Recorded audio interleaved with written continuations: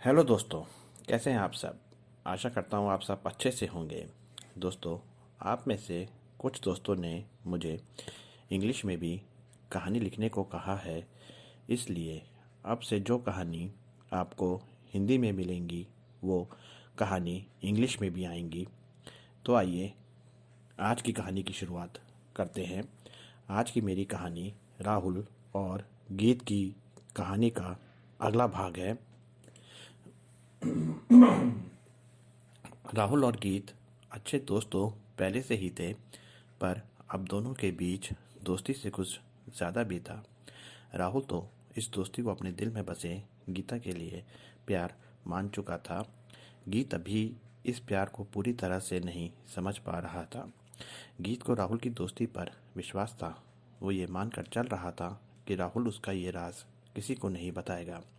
गीत के दिल में आत्मग्लानि भी थी कि इस सब की शुरुआत उसने राहुल से बदला लेने के लिए की थी।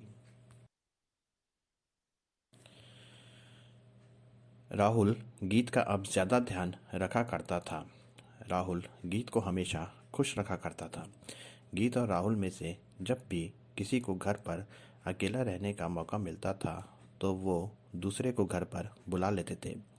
अकेले में राहुल और गीता की मुलाकात होती थी। गर्मियों की छुट्टियों में स्कूल की तरफ से 7 दिनों के लिए बच्चों को शिमला ले जाने की घोषणा की गई थी। राहुल ने गीत को साथ चलने को कहा। शिमला में राहुल और गीत एक कमरे में रुके थे।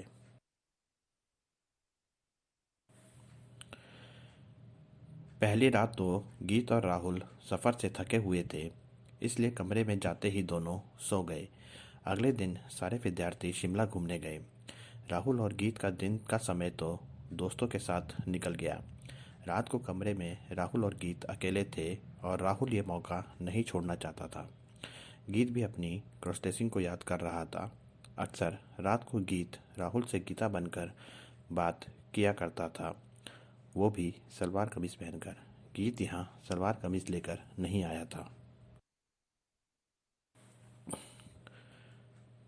राहुल शिमला में भी गीता से मिलना चाहता था। इसके लिए राहुल ने घर से ही तैयारी कर रखी थी। राहुल अपनी माँ का एक सलवार कमीज और कुछ मेकअप का सामान गीता के लिए साथ लाया था। राहुल ने गीत को वो सामान दिया। गीत को सामान देखकर एक पल के लिए ऐसा लगा जैसे उसको सारी खुशियाँ मिल गई हों। राहुल गीत को जल्दी से तैयार होने का बोलकर बालकनी में आ गया। बालकनी से राहुल को शिमला शहर चमचमाता हुआ दिख रहा था। गीता के प्यार में डूबे राहुल को उस रात चांद की चांदनी बहुत अच्छी लग रही थी। चांद में राहुल गीता का चेहरा देख रहा था। तभी अंदर से गीता बोली, राहुल अंदर आ जाओ। जब राहुल अंदर कमरे में गया तो राहुल गीता को देखता ही रह गया। नीले कमीज और पीली सलवार में गीता बहुत सुंदर दिख रही थी। गीता ने अपनी उम्र की लड़कियों की तरह थोड़ा सा मेकअप भी किया हुआ था। गीता लड़की नहीं थी, पर इस रूप में कोई भी गीता को देखता तो वो ये नहीं बता सकता था कि गीता एक लड़का है। राहुल तो गीता के प्यार में खोया हुआ था। वो जब भी गीता से मिलता था उसका दिमाग उसे कहीं से भी ये एहसास नहीं करवाता था कि गीता के रूप में उसका दोस्त गीत है। राहुल ने गीता के हुस्न की तारीफ़ की और गीता एक लड़की की तरह अपनी तारीफ़ सुनकर इटला रही थी। गीत के हाव भाव गीता के रूप में बिल्कुल लड़कियों जैसे हो जाते थे। कमरे में खाना रखा हुआ था। गीता ने राहुल को हाथ धोकर आने को कहा। गीता ने अपने हाथों से राहुल को खाना परोसा और फिर राहुल और गीता ने साथ मिलकर खाना खाया। खाना खाकर गीता और राहुल ने कुछ देर तक बातें की। फिर राहुल और गीता सो गए। सुबह जब राहुल उठा तो उसने देखा गीता अपने बिस्तर पर सो रखी थी। आज की सुबह राहुल और गीता के लिए सबसे अलग थी। राहुल एकटक लगाए गीता को देख रहा था। उसने प्यार के साथ गीता को उठने को कहा। गीता ने अपनी आंखें खोली। उसकी आंखों में अभी भी नींद थी। गीता बहुत प्यारी लग रही थी। उसने एक प्यारी सी अंगड़ाई ली। उसके बाल और कपड़े बिखरे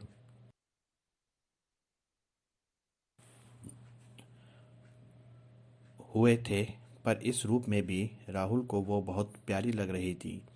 गीता ने अपनी नज़ाकत के साथ राहुल को गुड मॉर्निंग कहा। सुबह की शुरुआत थी, इतनी अच्छी हो तो दिन तो अच्छा निकलेगा। राहुल जब नहाकर कमरे में आया तो तब तक गीता ने कमरे की सफाई खुद से कर दी थी। राहुल के कपड़े भी निकाल कर बिस्तर पर रखे हुए थे। अब गीत भी तैयार होने गया। उसका भी अब गीता से गीत बनने का समय था। बाद में दोनों ने साथ में नाश्ता किया और फिर दोनों अपने साथ आए दोस्तों के पास चले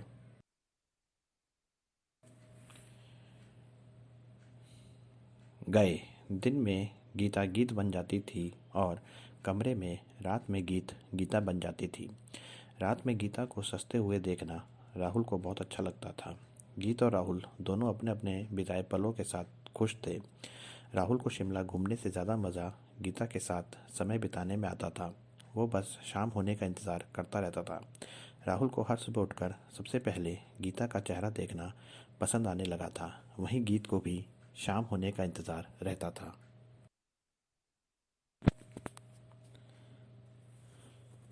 गीत अपने को एक लड़के से ज़्यादा लड़की मानने लगा था और उसके खुद के अलावा एक राहुल ही था जो उसे ये एहसास कराता था। एक लड़की के रूप में राहुल उसकी तारीफ़ किया करता था। उनकी ये खुशी उनके दोस्तों से भी नहीं छुपी थी। उनके पूछने पर राहुल ने सबको बताया हुआ था कि उसके जीवन में एक लड़की है जिसने उसे ज़िंदगी की ये खुशी दी है, पर उसने किसी को उस लड़की का नाम नहीं बताया। राहुल ने यह बात मुस्कुराते हुए गीत की तरफ देखकर कही थी। गीत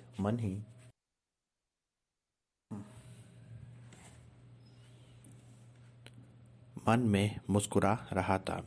गीत की खुशी का कारण भी सब जानना चाहते थे। गीत ने कहा उसकी ज़िंदगी में कोई गर्लफ्रेंड नहीं आई है। अब वो कैसे सबको बताता कि वो खुद राहुल की गर्लफ्रेंड बन गया था। शिमला से वापसी से एक दिन पहले सब बाज़ार घूमने जा रखे थे। सब अपने लिए यहाँ से याद के रूप में कुछ खरीद कर ले जाना चाहते थे। राहुल भी गीता को कुछ देना चाहता था। इसके लिए उसने अपनी कक्षा की लड़कियों से गीता के लिए कपड़े और मेकअप का कुछ सामान खरीदने को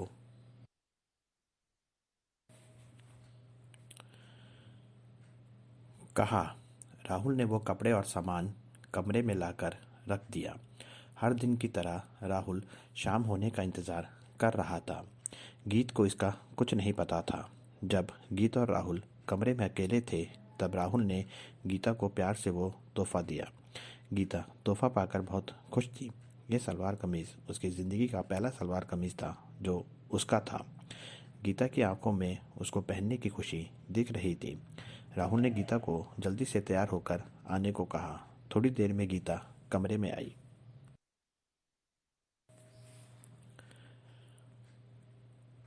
आज की रात को राहुल एक यादगार रात बना देना चाहता था। उसने गीता के रूप की तारीफ की। उस प्यार भरी शाम में राहुल और गीत ने एक दूसरे के प्रति अपना प्यार का इजहार किया। दोनों ने बहुत सी बातें की। दोनों बात बात पर खिलखिलाकर हंसे भी और दोनों ने साथ में खाने का आनंद भी लिया। राहुल और गीत प्यार भरी नज़रों से एक दूसरे को देख रहे थे। राहुल को आज गीता एक परी की तरह लग रही थी जिसे राहुल अपनी बाहों में भरकर हमेशा के लिए अपने पास रखना चाहता था।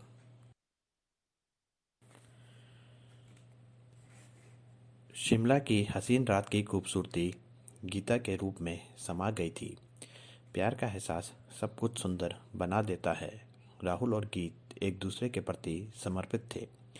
तुमने मेरी ज़िंदगी खुशी से भर दी, राहुल ने ये वचन गीता से कहे तो गीता ने भी राहुल जैसे दोस्त को अपनी ज़िंदगी का सबसे अनमोल उपहार बताया। ये कहकर दोनों अपने बिस्तर पर सो गए। कहानी कैसी लगी आपको? कहानी को लाइक कीजिए और चैनल को सब्सक्राइब कीजिए। दोस्तों, इस कहानी का एक अगला भाग मैं आपके सामने लाऊंगा। मिलते हैं जल्दी ही नए भाग के साथ। धन्यवाद। आपका अपना नयन भास्कर।